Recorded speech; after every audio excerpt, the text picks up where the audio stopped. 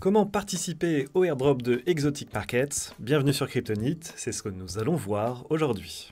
Tout d'abord, qu'est-ce que c'est Exotic Markets? C'est une plateforme DeFi qui est basée sur la blockchain Solana, mais nous allons pouvoir nous connecter par exemple avec le réseau Injective. Sa crypto-monnaie, le EXO, a déjà été confirmée. Nous allons donc utiliser le testnet d'Exotic pour nous rendre potentiellement éligibles à un airdrop. Vous l'aurez compris, vous n'aurez pas besoin d'utiliser le moindre centime pour vous rendre potentiellement éligible à ce airdrop.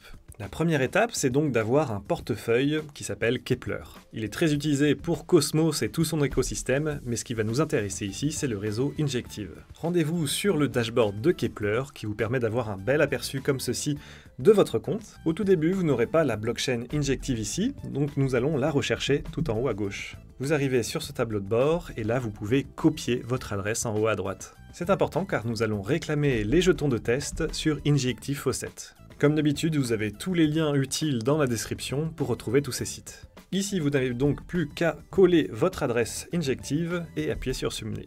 Le délai pour recevoir vos jetons de test peut être plus ou moins important. Pour moi, ça a été plus de 24 heures d'attente. Revenez donc sur cette vidéo une fois que vous aurez reçu vos jetons. Pour savoir si vous les avez déjà reçus, vous revenez ici, vous remettez votre adresse et en bas à droite, il vous annonce si vous êtes encore dans la liste d'attente ou non. Une fois que vous avez vos jetons de test, on va se rendre sur le site d'Exotic Markets. Ici, on va tout d'abord se connecter avec notre portefeuille Keplr et on vérifie bien qu'on est sur Injective et sur le testnet. Ensuite, nous allons choisir un Single Products, qui est ING, et là, vous choisissez le risque que vous souhaitez, peu importe, ce sont des jetons de test dans tous les cas. Je vais prendre le premier.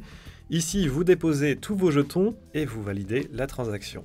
Confirmez bien entendu la transaction avec Keplr. Bien sûr, vous payez des frais seulement avec vos jetons de test, puisqu'on est sur le testnet. Une fois que c'est fait, nous sommes tout bons. Voilà, c'est à peu près ce qu'il fallait faire, c'est tout simple. On a encore quelques étapes à réaliser.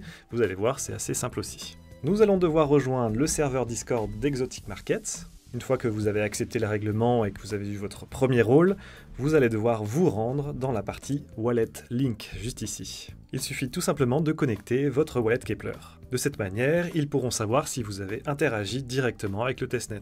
Une fois que c'est fait, il y a un petit formulaire à remplir. Vous allez devoir à nouveau noter l'adresse de votre wallet Injective, partager votre Discord username, votre Twitter aussi, mais ce n'est pas obligatoire. Et pour finir, vous devez laisser une petite note de 1 à 10 sur votre expérience sur Exotic Markets. N'hésitez pas aussi à partager votre expérience et à laisser une suggestion pour améliorer Exotic Markets. Il ne vous reste plus qu'à cliquer sur Envoyer dès que vous avez terminé. Bien joué, vous avez participé au testnet d'Exotic Markets.